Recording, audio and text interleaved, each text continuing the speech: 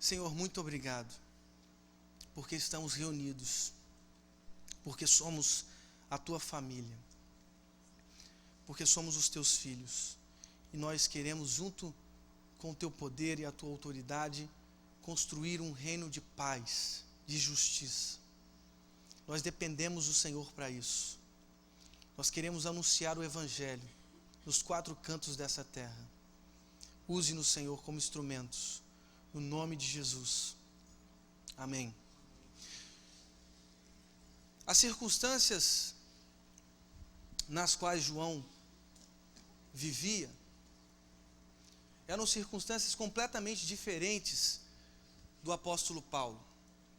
Paulo, por exemplo, quando escreve sua carta aos Romanos, ele tem até uma certa apreciação pelos governantes de sua época.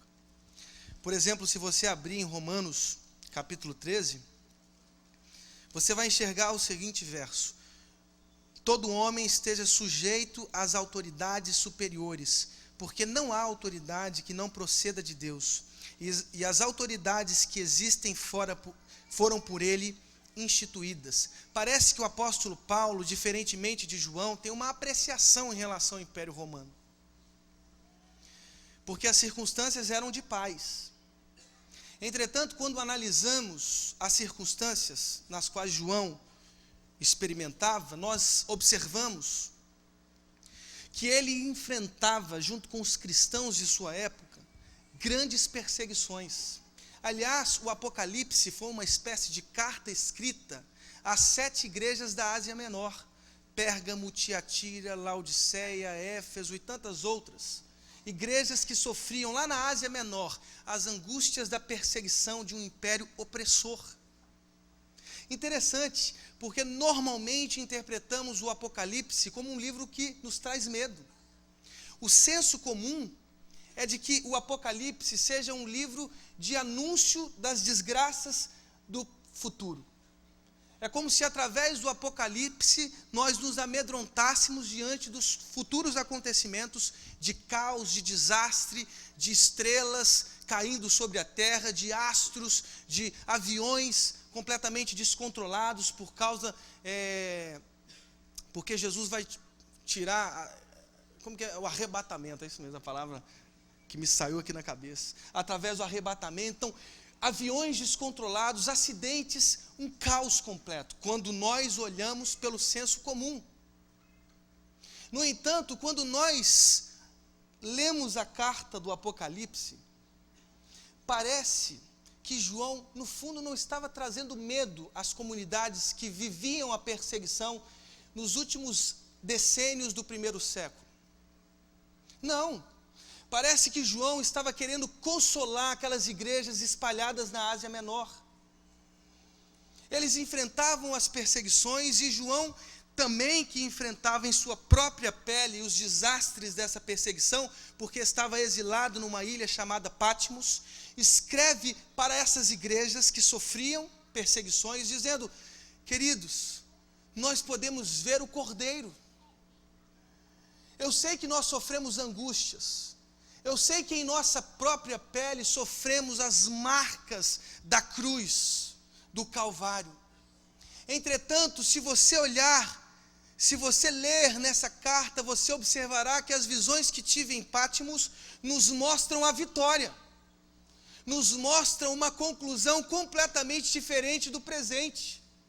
Se sofremos hoje, calme, amanhã nós estaremos numa grande festa, no novo céu e na nova terra. João escreve para consolar os crentes angustiados da Ásia Menor, que sofriam as mazelas de um império opressor. João, quando escreve o Apocalipse, não pensa em medo, não pensa em desastres, não pensa em transtornos sociais, não. João estava escrevendo para consolar as igrejas espalhadas na Ásia Menor. O Apocalipse também foi escrito por nós, porque 7 igrejas significa a totalidade, 7 é o número perfeito, e todos nós estamos incluídos nessa grande mensagem de João, porque é muito óbvio que nós, crentes atuais do século 21, também sofremos terríveis angústias no tempo presente. Não são poucas as ocasiões em que experimentamos, por exemplo, uma doença na família. Ou porque através do Evangelho somos perseguidos, somos caluniados, sofremos bullying. O tempo presente também é um tempo difícil, cheio de suas dores, cheio de suas estranhezas, cheio de seus sofrimentos. Nós também sofremos no tempo presente. Nossas famílias sofrem hoje. Quantos divórcios, quantas separações, quantos filhos que sofrem transtornos emocionais diante dos divórcios tão crescentes no tempo atual. A mensagem de consolo de João também é para nós, que pertencemos a essa totalidade tão linda que é a igreja de Jesus. Nós sofremos no tempo presente, mas nós podemos ver a grande realidade desse Cordeiro. Nós somos consolados pelo Espírito Santo de Deus através da visão do Cordeiro. Abram comigo em Apocalipse capítulo 12. Em Apocalipse capítulo 12, nós observamos, através desse texto, o porquê desse sofrimento.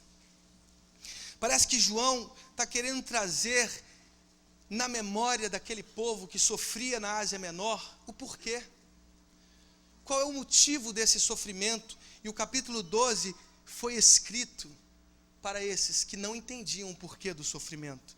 Viu-se grande sinal no céu, a saber, uma mulher vestida do sol com a lua debaixo dos pés e uma coroa de 12 estrelas na cabeça, que achando-se grávida, grita com as dores de parto, sofrendo tormentos para dar à luz. Viu-se também outro sinal no céu, e eis um dragão grande, vermelho, com 7 cabeças e 10 chifres, e nas cabeças 7 diademas. A sua cauda arrastava a terça parte das estrelas do céu, as quais lançou para a terra, e o dragão se deteve em frente da mulher que estava para dar à luz, a fim de lhe devorar o filho quando nascesse. Olha que coisa interessante, como João vai narrando o sofrimento daquele povo na Ásia Menor. Parece que eles sofriam como as dores de parto. Interessante isso. O parto causa muita dor. As mulheres que são mães sabem disso. E os homens que já tiveram cálculo renal, mais ou menos sabem disso. E eu já tive um terrível cálculo renal. Eu me lembro disso até hoje, eu contei no primeiro culto, estava lá na Convenção Batista Brasileira em Niterói, e o cálculo renal começou a doer assim, e teve uma hora que foi ao ápice, queridos, o ápice da dor, e eu nunca experimentei uma dor tão terrível na minha vida. Eu não desejo o cálculo renal nem para os mensaleiros, nem para o diabo eu desejo o cálculo renal, porque é terrível. Eu me lembro, eu estava lá na Convenção Batista Brasileira, e eu comecei a sentir muita dor, e minha esposa do meu lado, eu falei, amor, vamos para o hospital agora. Para o hospital eu comecei a andar igual um louco naquela Convenção Batista Brasileira, com todos os pastores batistas lá, e eu andando como se eu estivesse louco, e aí eu saí do Clube Português, não sei se vocês conhecem o Clube Português em Niterói, e eu falei assim, amor, quero um hospital. Ela, mas aonde? Onde tem hospital? Vamos andando que a gente vai achar um hospital. Queridos, foi um milagre de Deus, Deus construiu um hospital. Deus construiu um hospital. Eu virei uma rua só e me dei de encontro com um hospital que trabalha com isso, com os problemas renais. E aí eu fui entrando, assim, poucos metros, eu fui entrando no hospital, eles, a carteirinha do plano, toma aqui essa carteirinha, mas vai aplicando remédio enquanto a gente vai conversando, vai aplicando remédio. E eles me deram um remédio verde, queridos, que é o santo dos santos, aquele remédio. Eles me deram um negócio chamado, não sei se é Tramal ou, não sei, Tramal. Queridos, Tramal é o céu e a nova terra. Novo céu e a nova terra. Queridos, é um remédio. Eu queria mais remédio, eu queria levar aquele remédio para casa. Eu falei assim, por favor, me dá mais esse remédio, eu preciso desse remédio para toda a eternidade. Queridos, o céu vai ser Tramal eterno, queridos, eu tenho certeza disso. Eu senti um conforto de saúde. Eu nunca senti algo tão assim, foi um negócio místico. Eu tive experiências de visões de anjos vindo do céu, como na escada de Jacó. É um negócio interessantíssimo. Tramal. Mas interessante que as dores de parto, de alguma maneira, visualizam a esperança. Porque mesmo no sofrimento do parto, as mulheres querem ver o seu bebê. A esperança, a vida. E eu posso falar de carteirinha que o Luca nasceu esses dias. Queridos, não tem coisa melhor no mundo, eu não consigo explicar isso, carregar o seu próprio filho. É uma experiência que eu não consigo entender. E eu lembro de eu fui trocar a fralda do Luca, vazou um xixi enorme em cima de mim. E eu fiquei completamente feliz com aquele xixi, eu nunca vi isso. Um jato de vários litros de xixi em cima de mim. E eu fiquei feliz, eu falei, gente, meu filho aqui e tal. E a experiência do bebê, eu falei com todos os casais aqui da igreja, casados, tenham filhos. Que é a melhor coisa do mundo. Então, vamos ter filho, gente. Eu já quero ter minha segunda filha, vai ser a Sofia. Daqui 2 anos, a Priscila já está se preparando, já para ter o nosso segundo e terceiro, e vão vir mais bebês em nome de Jesus, que é a coisa mais linda do mundo.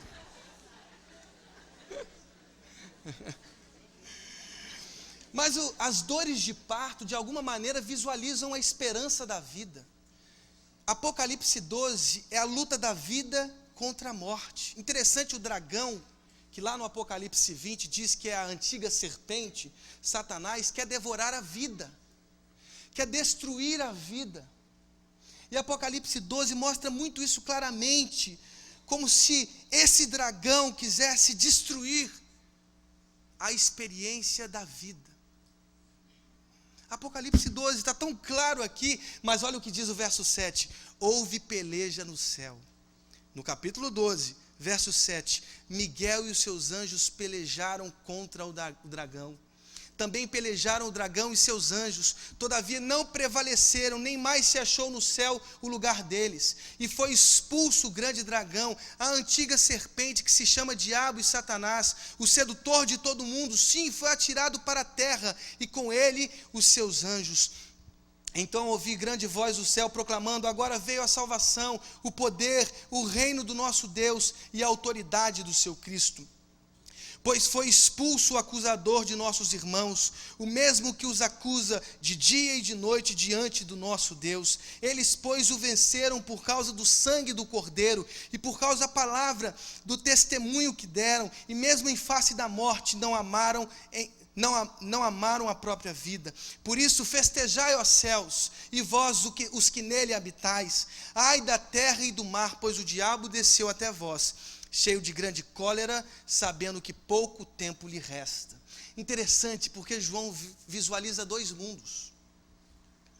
Para João, que viu todas aquelas visões, que teve todas aquelas experiências incríveis em Patmos, existia uma espécie de mundo superior, o céu.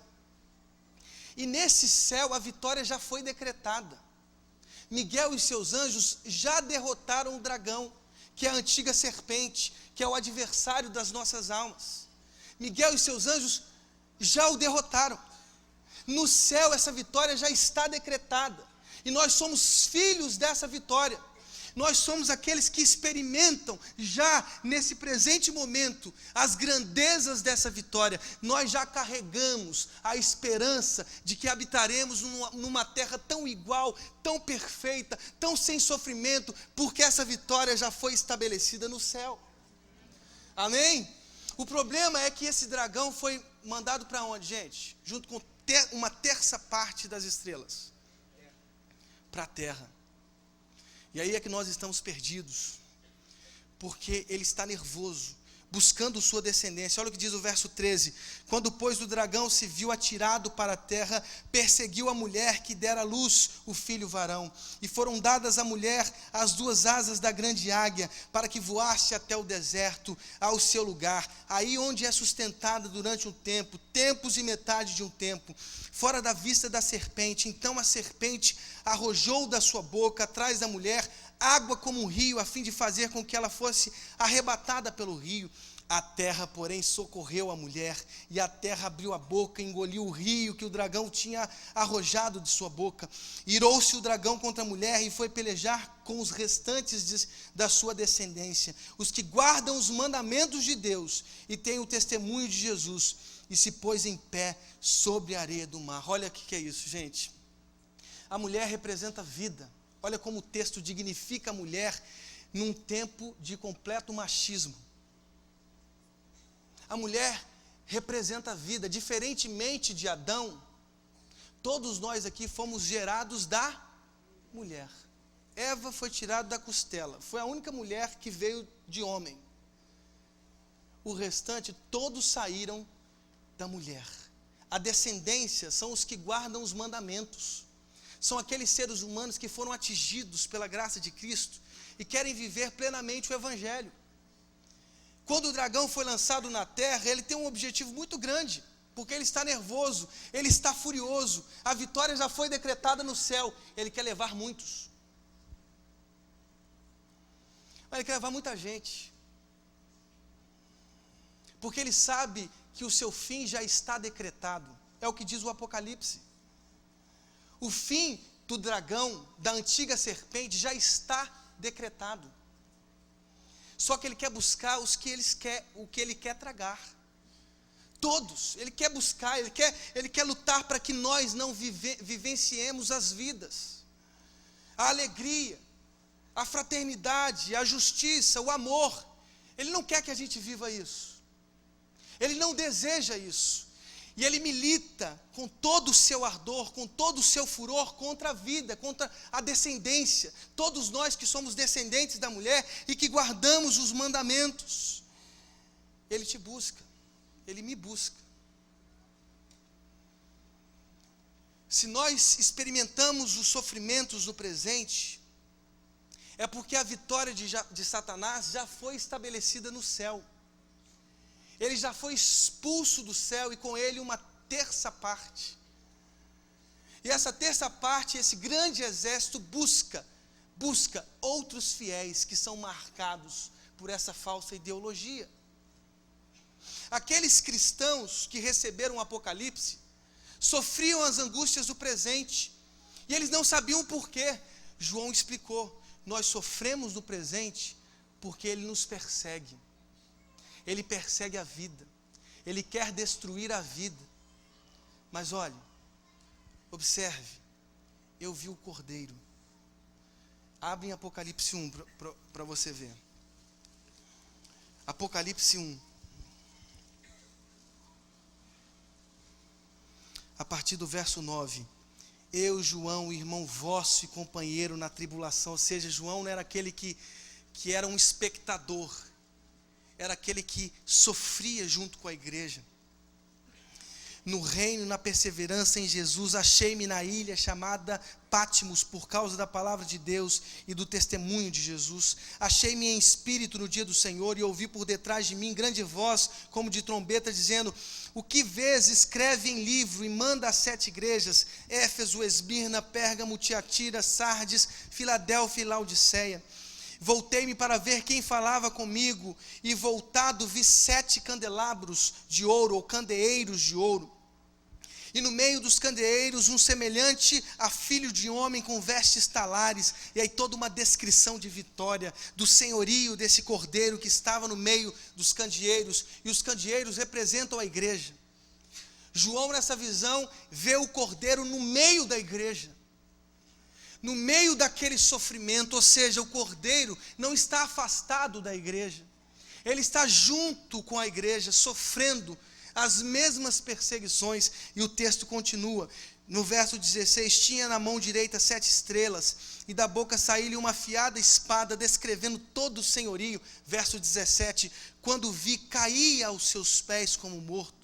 Porém ele pôs sobre mim a mão direita, dizendo: não temas, eu sou o primeiro e o último, e aquele que vive. Estive morto, mas eis que estou vivo pelos séculos dos séculos, e tenho as chaves da morte e do inferno. Escreve, pois, as coisas que vistes, e as coisas que são, e as coisas que hão de acontecer depois destas. É como se nessa visão o Cordeiro estivesse dizendo, no meio dos 7 candeeiros, no meio das igrejas: João, escreve tudo isso aí.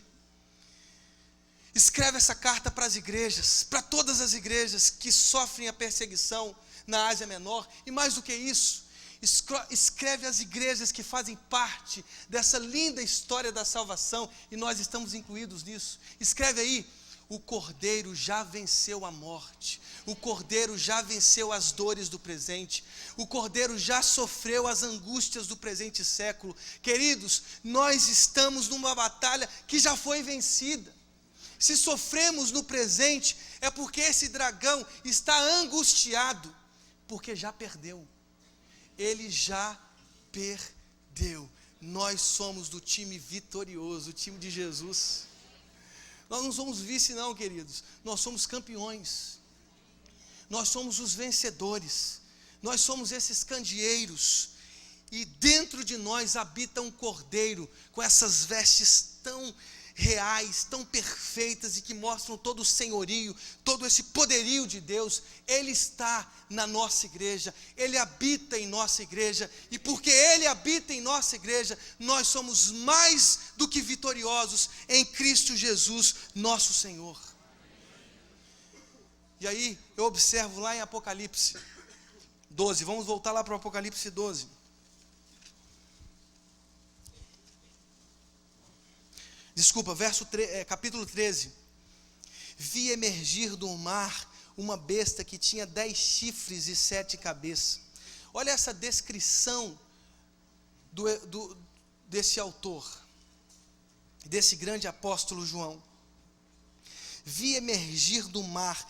Mar é símbolo do caos, símbolo do medo. Na antiguidade, o mar era considerado esse grande símbolo do caos, do medo. As pessoas se defrontavam com esse símbolo nesse sentido malévolo, de desorganização. Até no século XVI, por exemplo, que é o grande século das navegações, as pessoas tinham um grande medo do mar. Mar simboliza o caos, e de dentro do mar sai essa besta que tinha 10 chifres, que representam os 10 imperadores que circunscrevem o tempo de João, e 7 cabeças que simbolizavam esses 7 montes sobre os quais foram construídos Roma. Toda a descrição que João faz é uma descrição concreta. Ele, numa linguagem codificada, está dizendo assim, ó, gente, essa besta, ó, verso 2, que vi era semelhante a leopardo, com pés como de urso e boca como de leão. Olha a animalização dessa imagem que João descreve. O Império Romano é aquele império que maltrata, é aquele império injusto, que constrói a desigualdade, que retira do pobre o pão, que retira do faminto a oportunidade de viver, que retira da vida a alegria. Quando João escreve e ele percebe essas 2 bestas, não só uma, mas 2 bestas, a besta que sai do mar, que é o próprio Império Romano, está muito óbvio aí no texto, e a besta que sai da terra, que é a própria ideologia da desigualdade, da injustiça. Tudo isso nos capítulos 17, 18 e 19, caem diante da presença do Cordeiro. E no Apocalipse 20, João diz assim, quem foi marcado por essa besta? Queridos, está tão óbvio que João está ali lutando contra essa ideologia tão maligna, tão pecaminosa, iníqua, que é a ideologia da desigualdade, da injustiça, do pecado. O Império Romano, a grande Babilônia, que João diz, também está entre nós. Quem são as bestas do presente século, gente? Quem são as pessoas que retiram o dinheiro público para o seu bel prazer? Quem são as pessoas que roubam da saúde pública para viverem em suas lanchas? Quem são as pessoas que roubam o dinheiro da educação para viverem enchendo os seus bancos no exterior? Essas são as bestas, e aí eu digo 2 vezes bestas. A besta do Apocalipse e a besta dessa burrice, dessas pessoas que retiram o dinheiro público para o seu bel prazer, para usufruírem a partir do dinheiro do pobre, do dinheiro público. No fundo, João está dizendo assim, ó, essa besta vai cair, esse braço do dragão na terra vai cair, e com ele o dragão, e com ele a morte, e com ele o anticristo, que está tão óbvio, 666, o número de um homem. Se você soma as letras da expressão César Nero, dá quanto, gente? 666. Quem são os anticristos do presente século, gente? Dê uma olhada no Senado, você vai ver um monte de anticristo lá dentro. E não é só no Senado não, viu, gente? As marcas na mão e na testa, que a gente às vezes fica construindo uns cenários meio C.S. Lewis da vida, ou Tolkien, Senhor dos Anéis, porque ler esse texto literalmente é cometer um grande assassinato do texto sagrado. Porque imagina uma besta com 10 chifres e 7 cabeças, meu irmão, o negócio fica meio C.S. Lewis mesmo, meio Tolkien. No fundo ele está querendo dizer o seguinte: vocês que esperam um chip eletrônico aí, que é uma burrice danada, já tem muita gente marcado pela besta. Se vocês acham que essa marca da besta é um chip eletrônico que está sendo desenvolvido nos Estados Unidos, querido, você está cometendo um grande erro teológico. A marca da besta é quando nós deixamos de viver o evangelho da igualdade, da justiça e da fraternidade para encher os nossos cofres com o dinheiro do povo. E tem muita gente, não só no Senado, que vive as injustiças. Tem mecânico que é injusto. Ele quer ganhar dinheiro através do roubo. Tem médico que é injusto. Tem advogado que é injusto. Tem professores que são injustos. Tem pastores hoje em dia que já estão marcados há muito tempo, porque fazem do dízimo e da oferta uma moeda de troca, prometendo casas, desse aluguel aqui que a casa vai aparecer amanhã, um mentiroso. Já está há muito tempo marcado pela besta, na testa e na mão. Estão corroídos pela iniquidade, estão corroídos pelo pecado da injustiça, porque retiram dos pobres que têm fé, prometendo vãs sutilezas. É uma vergonha isso, gente. Já estão marcados há muito tempo pela besta, por um sistema corrupto que tira do pobre para viver num grande palácio arquimilionário. Estão marcados pela besta aqueles que não conseguem dividir o pão. Eles são são os sujeitos da ação e recebem a ação. São pessoas que não conseguem dividir o pão, não conseguem dividir o que ganha com ninguém. Ele já está corroído, já está marcado por essa obsessão moderna de ter em detrimento a ser. Essa obsessão de cada hora eu tenho que botar um grampozinho, botar uma característicazinha para parecer ser melhor.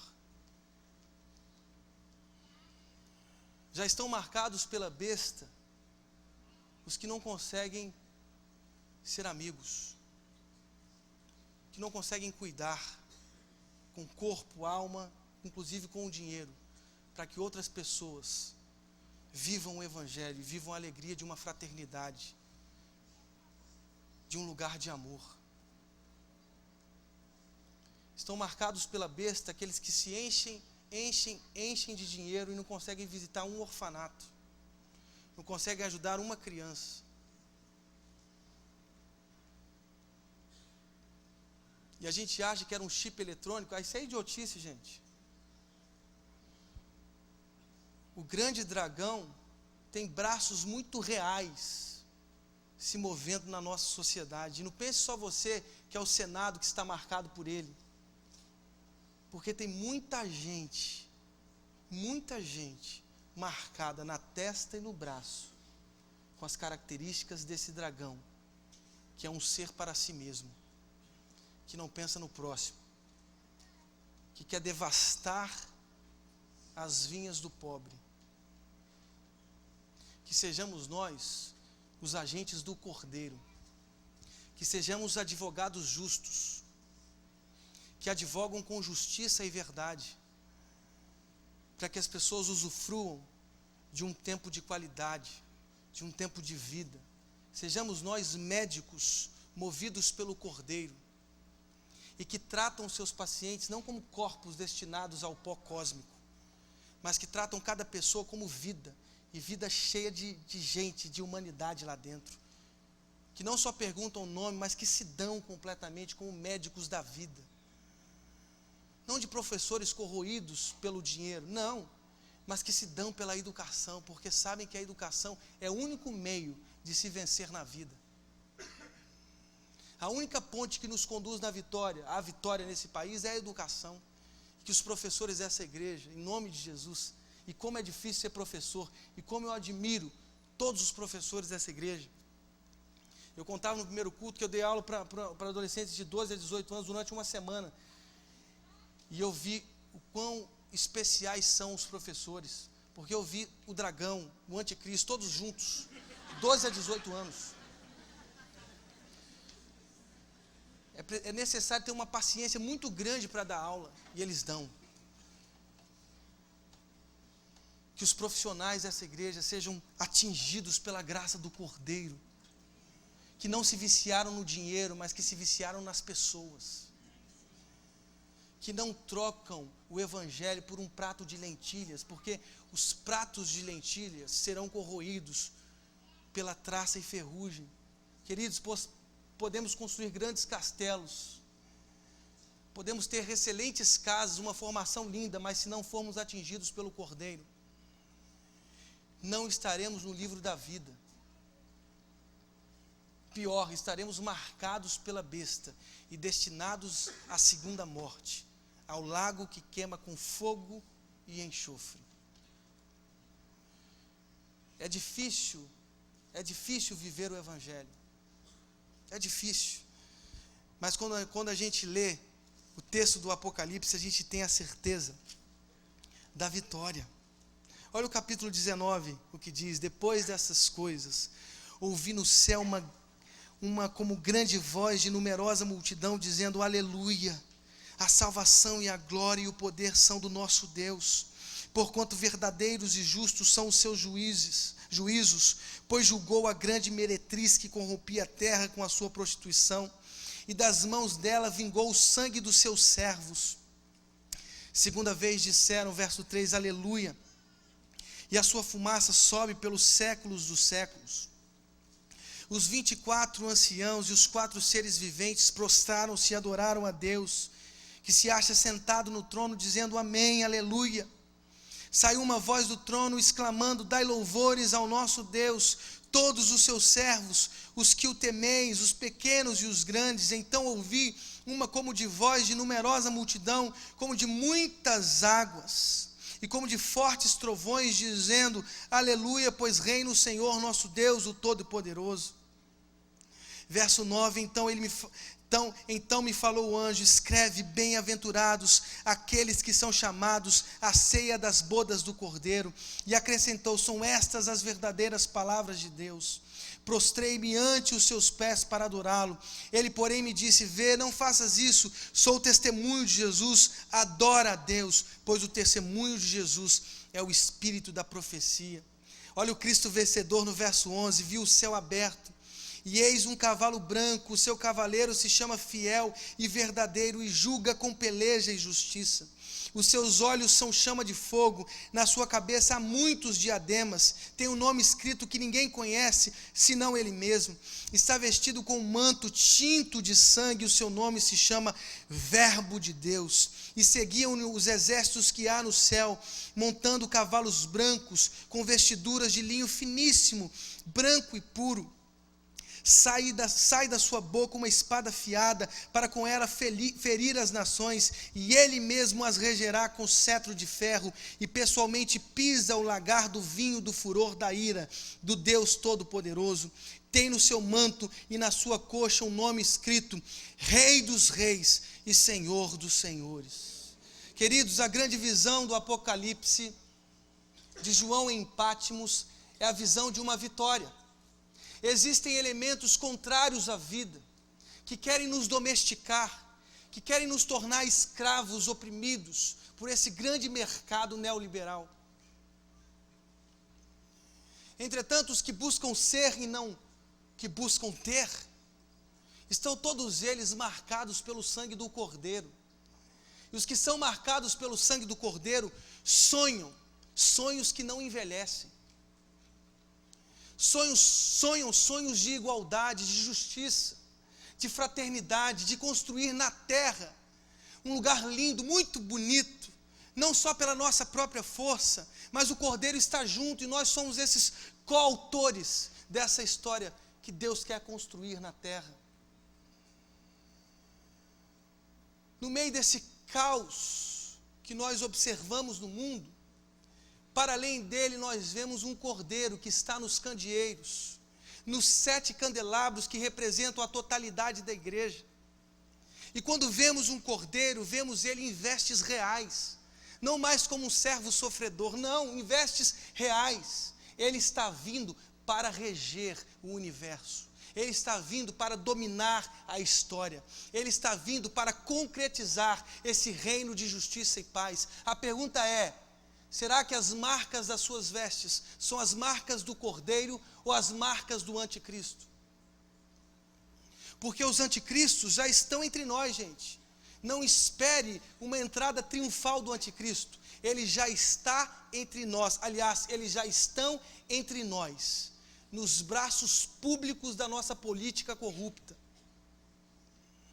Infelizmente, eu preciso dizer, quem, em nome de Jesus, a partir de hoje vai aceitar as marcas do Cordeiro? Apocalipse capítulo 20 é a concretização dessa vitória.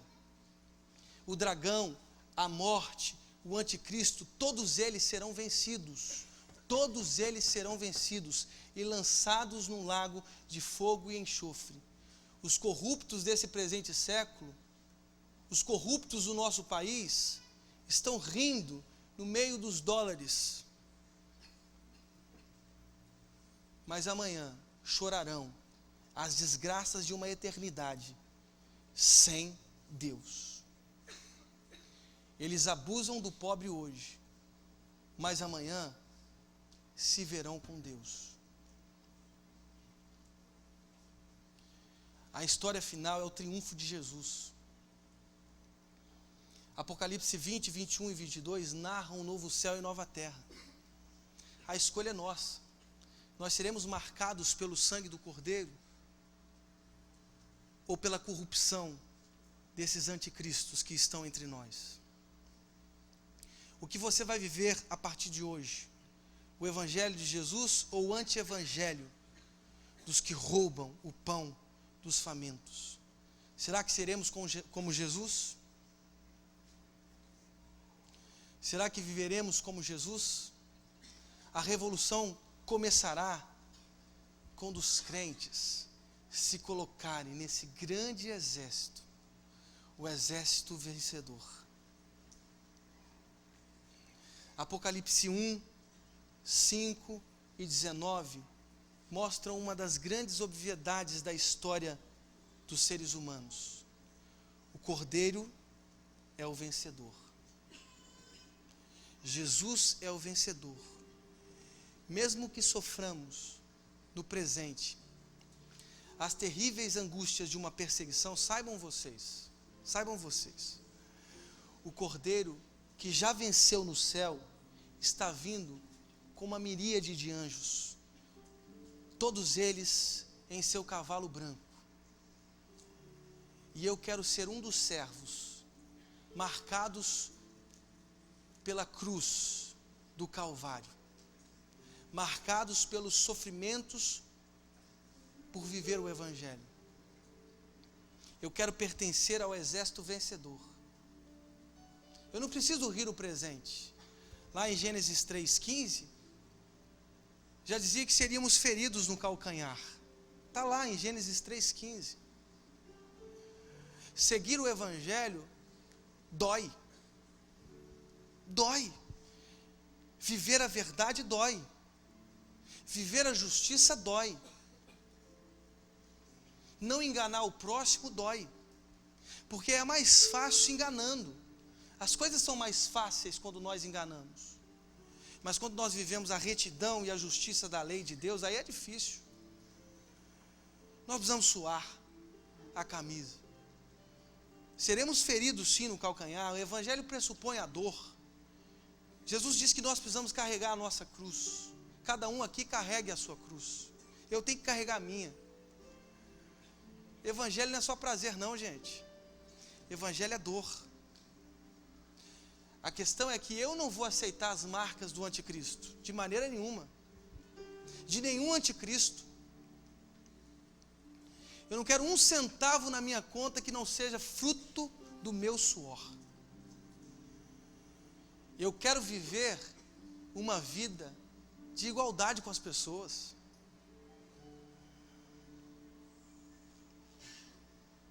Eu quero viver para o próximo. Completamente para o próximo. Essa é a marca do cordeiro. Quando você pensa em cordeiro, você pensa em qual cordeiro, gente? O cordeiro que viveu incluindo as meretrizes, que ajudou os pobres, que acolheu os famintos, que curou os cegos, que andou com os publicanos. Qual é a marca que você carrega no corpo? Paulo disse: eu carrego as marcas de Cristo em meu corpo. Qual é a marca que você carrega no seu corpo? Será que serão as marcas da injustiça? As marcas desses homens que não têm alma. Não têm alma. E se dizem senhores da história. Enganados estão. Todos eles enganados estão. Porque o Senhor da história é Cristo. É o Cordeiro que vem dos candelabros, que vem de dentro da igreja e que sofre com a igreja sofredora. Que sofre as mazelas da justiça, sim, porque viver justiça dói. Viver a verdade dói, mas não importa. Nós somos os soldados desse Cordeiro. Nós somos os soldados desse general que lutam completamente para que a vida seja oferecida às pessoas. Como é bom quando a gente vê o sorriso de uma criança. Como é bom quando a gente visita um doente no hospital. Como é bom quando a gente ajuda um casal a viver um casamento mais saudável. Como é bom quando a gente doa o nosso tempo em prol dessa concretização de um reino de justiça, de paz, de tranquilidade, da lei de Deus. Nós somos família de Deus. Nós queremos que todas as famílias vivam isso.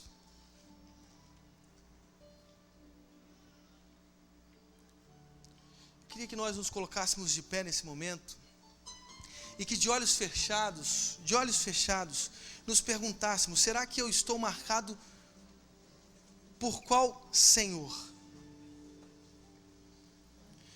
Será que eu estou marcado pelo Cordeiro? Será que eu estou marcado pelas injustiças dos anticristos do presente? Eu queria que todos nós fechássemos os nossos olhos nesse momento. Você não veio à toa nesse culto. Você veio porque Deus tem um convite para você nessa noite. E o convite de Deus é: você quer fazer parte desse livro da vida? Você quer fazer parte desse livro que nos conduz à eternidade? Está na hora de nós tirarmos do nosso corpo as marcas da iniquidade, as marcas do pecado, da injustiça. e marcarmos os nossos corpos nessa noite com o sangue de Jesus. Talvez você tenha vindo aqui a primeira vez. A mensagem é simples. Quem aceita o Evangelho, aceita a vida eterna. Quem rejeita o Evangelho, rejeita a vida eterna.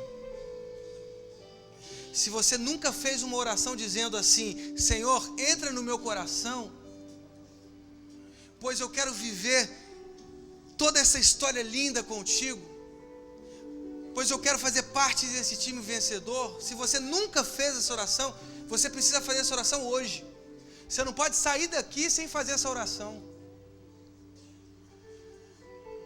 porque é essa oração com fé, com verdade, não dizendo só com a boca, mas com o coração, porque é com o coração que a gente crê e com a boca a gente confessa.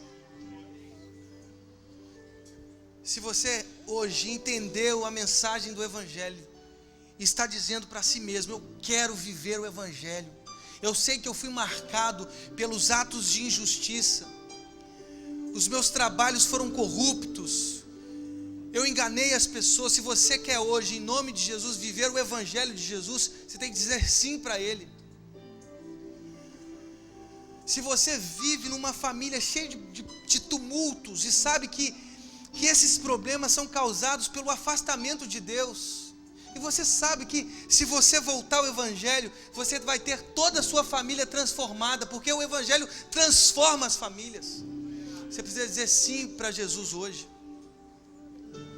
Se você está afastado aí há anos do Evangelho, hoje é dia de você dizer sim para Jesus e ter o seu nome garantido no livro da vida, ter o seu corpo marcado pelo Cordeiro de Deus, que tira o pecado do homem. Se você entende que hoje é dia de dizer isso, feche os seus olhos nesse momento e repita comigo essas palavras: Deus, eu entrego o meu coração nessa noite. Perdoe os meus pecados, perdoe as minhas iniquidades. Deus, eu quero viver o Evangelho da verdade, eu quero viver o Evangelho do amor. Eu quero que o Senhor entre no meu coração, eu quero que o Senhor entre na minha família e transforme a minha família, a começar de mim. Perdoe os meus pecados, entre no meu coração, escreva o meu nome no livro da vida eterna, me marque com o teu sangue hoje, em nome de Jesus, amém. Ainda de olhos fechados, eu quero perguntar: quem aqui fez essa oração com verdade, dizendo: eu fiz essa oração, eu quero viver com o Cordeiro, eu quero fazer parte do time do Cordeiro, o time dos vencedores que viverão eternamente? Se você fez essa oração, eu queria que você levantasse uma das suas mãos, porque eu quero te conhecer e quero orar por você nessa noite. Se você fez essa oração, levante uma de suas mãos dizendo: eu fiz essa oração, amém, amém, glórias ao Senhor, amém, glórias ao Senhor, amém, amém, amém, amém, glórias ao Senhor. Se você fez essa oração dizendo: eu quero Jesus, levante sua mão bem forte, bem alto assim, dizendo assim: eu fiz essa oração. Glórias a Deus pela sua vida. Lá atrás, glórias a Deus pela sua vida, glórias a Deus pela sua vida. Se você fez essa oração, levante uma das suas mãos dizendo assim: eu fiz essa oração, pastor, eu quero viver com o Cordeiro, eu quero viver com Ele, em nome de Jesus, eu quero dar mais uma oportunidade. Se você fez essa oração, levante uma das suas mãos. Glórias ao Senhor pela sua vida, glórias ao Senhor pela sua vida. Eu queria te chamar aqui à frente, está todo mundo de pé, ninguém está te vendo. Eu queria te dar um abraço, você que levantou sua mão, eu vou estar aqui junto com os outros pastores para te receber. Vem aqui à frente, não tenha vergonha, que aqui é uma família, e o seu nome está sendo escrito no livro da vida, e você precisa dar esse passo de fé. Vem aqui à frente rapidamente, que eu quero fazer uma oração por você. Eu estou junto com os pastores da igreja aqui, e nós queremos orar pela sua vida, porque você é importante para nós. Que Deus abençoe o seu coração, em nome de Jesus. Glória ao Senhor. Aleluia. Deus abençoe sua vida, em nome de Jesus.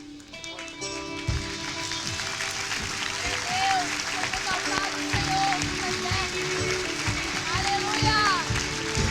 Se você quer vir à frente, pode vir em nome de Jesus. Nós queremos orar por você. Glórias a Deus, glórias ao Senhor. Se você levantou sua mão, vem aqui correndo que eu quero te dar um abraço. Que Deus abençoe a sua vida em nome de Jesus. Vou orar por você ali. Pode vir aqui à frente. Eu estou aqui para receber vocês. Deus abençoe você. Deus abençoe. Faz uma oração com ela em nome de Jesus.